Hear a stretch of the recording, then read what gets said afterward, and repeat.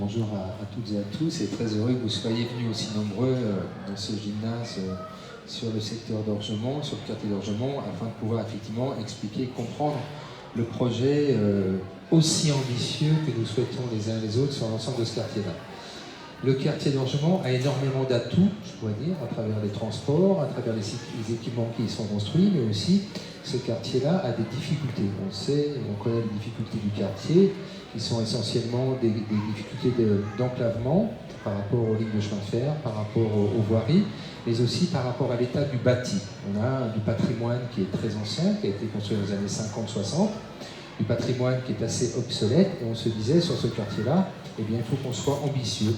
Et c'est l'objectif de ce nouveau programme de rénovation urbaine, d'avoir un programme qui soit très ambitieux, même si le premier programme que l'on avait initié sur ce quartier-là avait permis de réaliser quelques démolitions, de faire le parc central d'Orgemont, et bien sûr de ramener les transports en commun grâce au tramway et grâce à la tangentielle, entre autres. Et donc là, ce qu'il faut, c'est aller beaucoup plus loin, être vraiment très ambitieux sur le quartier.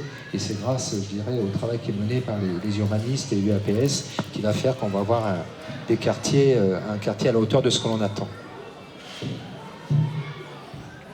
Du coup, il y a un premier architecte urbaniste qui avait travaillé sur le projet. Une nouvelle équipe a été désignée l'année dernière. Est-ce que vous pouvez nous la présenter, ou peut-être, Madame Depoy, de vous présenter vous-même avec l'ensemble des compétences qui sont mobilisées sur ce projet? Alors, je dirige une équipe, bien évidemment, UAPS, qui est une agence d'architectes et d'urbanistes. Mathieu était toute la journée, il est là, chef de projet qui était toute la journée auprès de la maquette pour travailler sur le quartier. On travaille pas seul, nous avons aussi des paysagistes, Bassinet et Turquin, qui travaillent avec nous, des ingénieurs sur les questions plutôt techniques. On a également toute une équipe de maîtrise d'ouvrage avec nous. Il y a des gens qui observent et qui regardent la programmation. Il y a des gens qui sont là pour les questions environnementales. Parce que l'objectif, c'est de faire en sorte que le quartier, qui, comme disait Monsieur le maire, a énormément d'atouts, puisse encore être mieux. Et notre intervention, c'est d'abord de faire en sorte que ceux qui habitent, qu'ils y soient encore mieux. Voilà, c'est ça l'objectif. Et pour ça, on regarde aussi la mobilité, pour avoir plus de place pour marcher à pied, pour voir si on peut regarder où se garer, comment encore inciter la bicyclette. On veut aussi que les jeunes, mais chacun trouve son endroit, pas que les garçons sur le terrain de foot, mais aussi les filles, les femmes. Et en fait, c'est ça l'objectif de ce projet.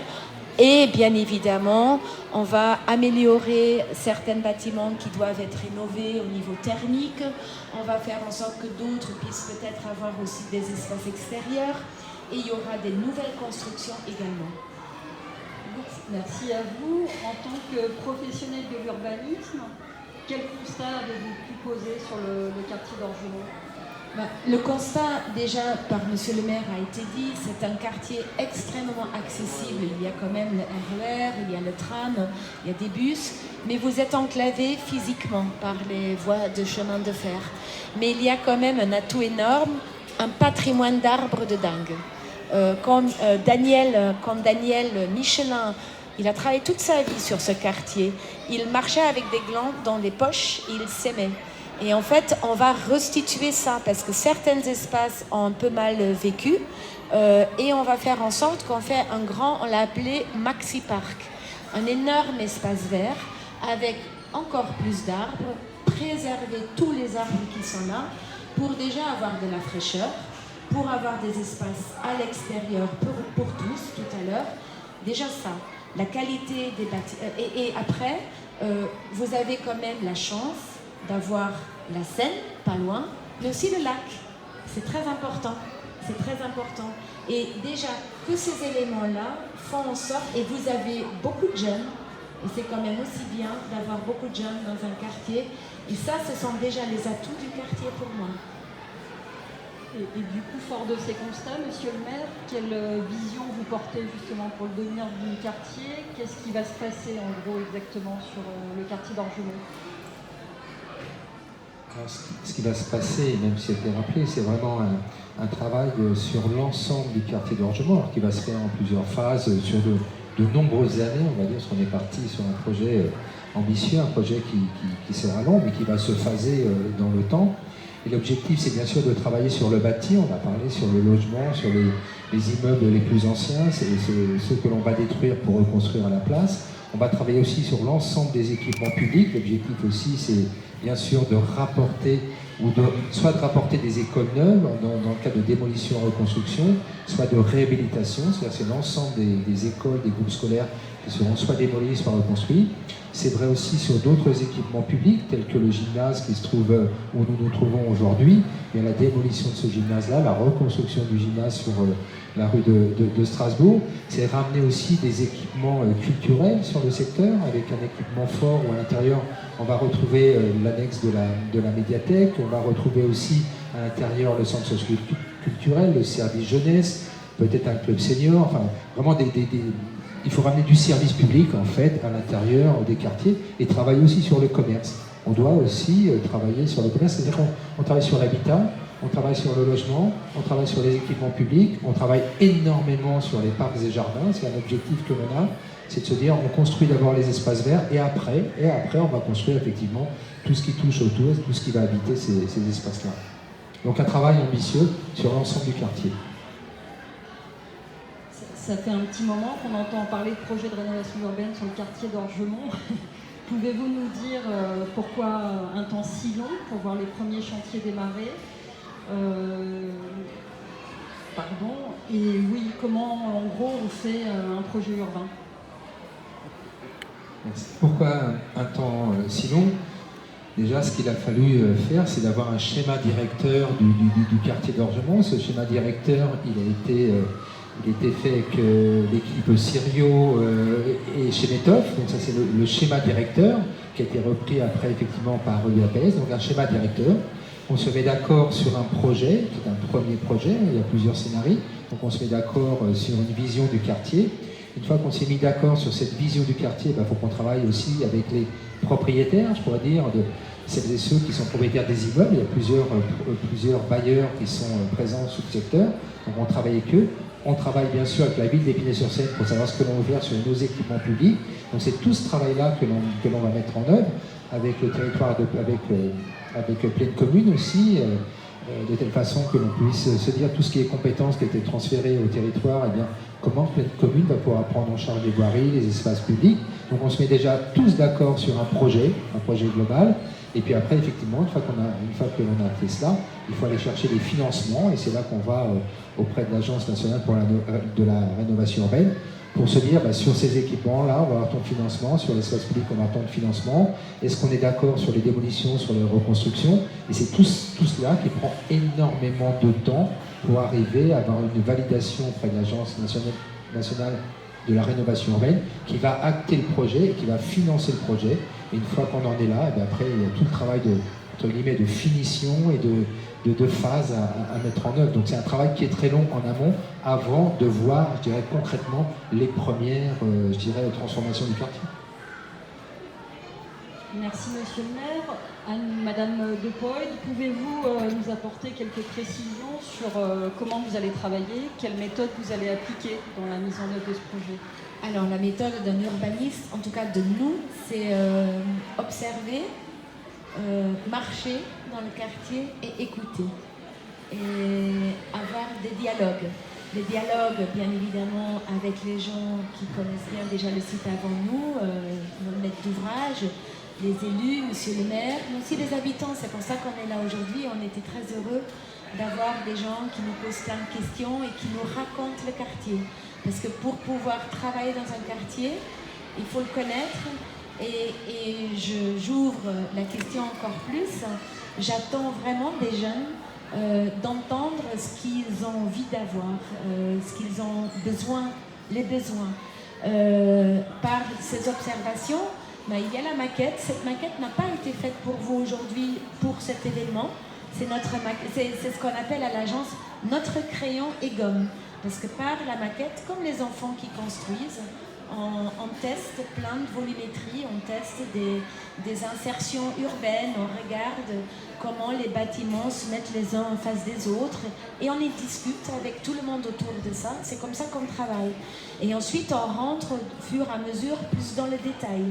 Et en fait, l'architecte urbaniste, il doit concevoir des dialogues. Il conçoit peut-être pas un projet urbain, mais des dialogues avec le territoire, avec les différents acteurs, aussi les promoteurs et les architectes qui vont construire, mais aussi avec les gens. Et puis, on essaye de traduire au mieux ce qui est le mieux. Voilà. Ça, c'est notre métier. Et effectivement, ça prend du temps, parce qu'un projet urbain prend du temps. Et pourquoi je vous demande de nous ramener des suggestions, vos désirs, pas parce qu'on va peut-être pouvoir répondre à tout, mais pour nourrir notre réflexion et dans le court terme, peut-être faire certains prototypages des usages. Parce que quand aussi on va construire ce maxi-parc, on ne va pas pouvoir faire tout d'un coup, mais on va peut-être pouvoir tester certaines choses. Et ce qui fait qu'on va pouvoir montrer qu'à court terme, c'est en train de bouger et ça va changer. Merci Madame De Poyde. Monsieur le maire, on voit que le projet d'Orgemont est particulièrement ambitieux. Mais pourquoi démolir autant de logements? Puisqu'au total, il y aura 1200 logements qui seront démolis. Pourquoi autant de logements démolis? On ne démolit pas pour démolir, ce n'est pas l'objectif. Si on démolit, c'est parce qu'effectivement, certains immeubles, certains logements sont plus, je dirais, d'actualité en termes d'utilisation, en termes de fonctionnement, en termes d'état, tout simplement, du patrimoine. C'est du patrimoine qui a été construit dans les années 50, mais je disais 60, c'est du patrimoine qui n'était pas forcément fait pour durer aussi longtemps. Et aujourd'hui, eh bien, il faut se dire que si on veut que les habitants d'Épinay-sur-Seine, les habitants du quartier d'Orgemont aient une envie de rester dans le quartier, une envie d'habiter Épinay-sur-Seine et envie de rester dans cette proximité de l'ensemble des transports, il faut apporter d'autres logements pour ces familles qui sont là. Donc ça, c'est vraiment un objectif, c'est de travailler sur le logement. Et c'est pas démolir pour démolir, on démolit aussi pour désenclaver, parce qu'on a besoin d'ouvrir le secteur, on a besoin de réorganiser certains morceaux de quartier sur le secteur d'Orgemont. C'est tout ce travail-là qui fait que l'on démolit et que l'on va démolir. Et l'objectif aussi, c'est de reconstruire différemment, peut-être à des tailles différentes, éviter peut-être ce phénomène de bar que nous avons connu dans les années 50-60 pour retrouver autre chose, et surtout pour avoir un vrai maillage sur le quartier d'Orgemont. Voilà, donc c'est pas démolir pour démolir, c'est surtout démolir ce qui ne fonctionne plus, je dirais tout simplement. Merci à vous. Madame De Poyde, peut-être votre vision d'Orgemont dans 15 ans. Comment il sera réaménagé? Comment vous voyez Orgemont dans 15 ans? Le quartier d'Orgemont dans 15 ans, tout le monde va vouloir y habiter. Il y aura un parc qui va jusqu'à la Seine. C'est important. Vous aurez la possibilité de marcher à pied jusqu'à la Seine, de Gros-Buisson jusqu'à la Seine. Vous allez avoir une balade très agréable pour aller jusqu'au lac. Vous aurez de l'espace sportif, vous aurez des équipements, des belles écoles. Vous aurez des logements avec des doubles orientations traversant. Le patrimoine qui existe sera rénové. Vous aurez des commerces de proximité, des lieux associatifs. On va pouvoir faire du sport, mais on va peut-être aussi pouvoir faire plein d'autres choses. On espère d'amener de l'emploi, de travailler. Il y a quand même la tour sur laquelle on essaye d'avoir des idées, et qui sait, on peut avoir des idées pour avoir un peu d'emploi. Ce sera un quartier qui sera un quartier de fraîcheur, parce que comme vous avez déjà ce patrimoine arboré, c'est rare et c'est une très grande qualité, ce qui fait que vous allez pouvoir vous retrouver dehors. Dans les rez-de-chaussée des immeubles, on va travailler sur des lieux de convivialité pour les gens qui habitent. Si vous voulez éventuellement faire une fête de communion, que vous pouvez avoir un espace dans votre immeuble pour pouvoir le faire. Voilà, on pense que ce sera un quartier dont on va parler plutôt de l'intensité, c'est-à-dire le fait comme aujourd'hui que tout le monde se croise, tout le monde parle, tout le monde discute, qu'il y a les enfants, qu'il y a les grands, qu'il y a les petits, qu'il y a tout le monde ensemble. Ça, c'est l'idée d'un quartier que je pense qu'on peut tous co-construire. Et je pense que voilà, ce sera un lieu de vie apaisé.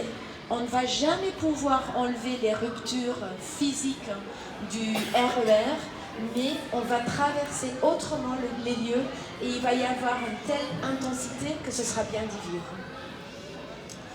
Ça fait rêver. Mais du coup, combien de temps va durer ce projet? Peut-être une question pour vous, monsieur le maire?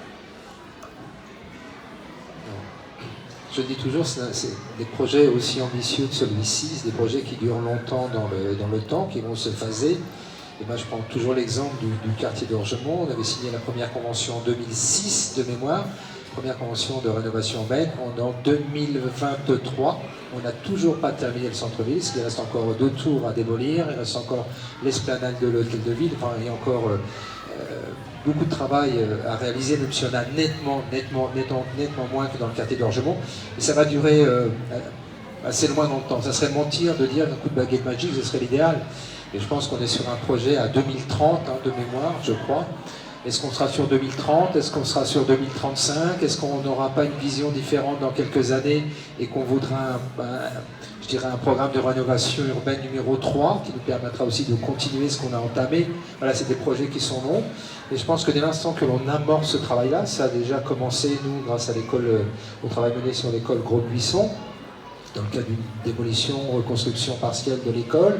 Les bailleurs sociaux ont eux-mêmes aussi commencé à réaliser du travail présent sur le secteur aussi du Gros-Buisson, sur le secteur aussi, je dirais, central d'Orgemont aussi, rue de Strasbourg, le travail commence. Donc on va commencer à voir des choses arriver. Le gymnase, voilà, le gymnase Félix Merlin qui va être reconstruit rue de Strasbourg, tout ça va faire qu'on va amorcer.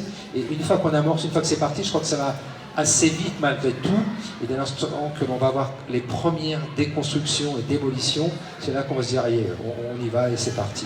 Ce qui est important pour l'ensemble des élus et des bailleurs ou autres, c'est qu'on puisse et que l'on ait réussi à avoir les financements, et dès l'instant qu'on a les financements, après on y va. Et c'est des programmes qui sont très longs, ce serait mentir que, allez, dans 5 ans c'est terminé, j'y crois. C'est impossible.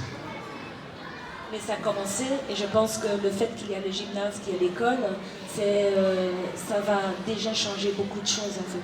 Voilà. Et c'est surtout la partie nord de la rue de Marseille, dès l'instant qu'on va commencer les démolitions sur la partie nord de la rue de Marseille, on va se dire, ouais, allez, c'est parti, c'est vrai. Autrement, les gens ont du mal à y croire, les gens ont du mal à se projeter dans 5 ans, dans 10 ans, dans 15 ans, ce qui est un peu normal. Merci beaucoup à vous deux. Peut-être s'il y a des questions. Bonjour déjà. Et du coup, le projet d'architecture que vous faites, c'est un rapport avec le Grand Paris? Non? Sur le projet, enfin, il y a je ne sais pas si vous parlez du projet architectural, qui est une chose, ou le projet d'ensemble du quartier d'Orgemont. Projet d'ensemble, non, il n'y a pas de lien avec le Grand Paris. Non, pas du tout. Ça fait partie d'un... Mais ça fait partie du programme national de rénovation urbaine. En fait, l'Agence nationale de rénovation urbaine a plusieurs programmes comme ça un peu partout en France. Et du coup, c'est plutôt une politique au niveau de l'État qui est portée en lien avec les collectivités.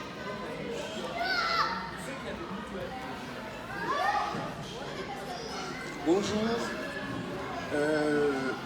On constate effectivement qu'il y a eu pas mal d'années pour penser la rénovation. Mais une fois qu'on a commencé ce travail de rénovation, est-ce qu'on a déjà entamé le travail de réfléchir à comment conserver la beauté à laquelle on va arriver une fois les travaux terminés? Et là, je pense qu'il sera très important d'associer les habitants. Mais comment les associer? Il serait peut-être temps de commencer à y réfléchir pour que cette beauté soit conservée, parce qu'il y a déjà eu une première réhabilitation sur ce quartier et en l'espace de 5, 6 ans, 10 ans au maximum, on a très vite vu que ça a commencé à se dégrader. Madame l'architecte a évoqué le lac. Alors, je pense que Madame l'architecte pense au lac d'Anguin. J'ai pu dire qu'il a appartenu au territoire d'Épinay. Est-ce vrai ou faux? Si c'est vrai, je ne demande pas qu'on mène une guerre contre Anguin, mais qu'on trouve peut-être le moyen d'en profiter aussi en allant peut-être organiser nos fêtes sur le lac un jour. Voilà, merci.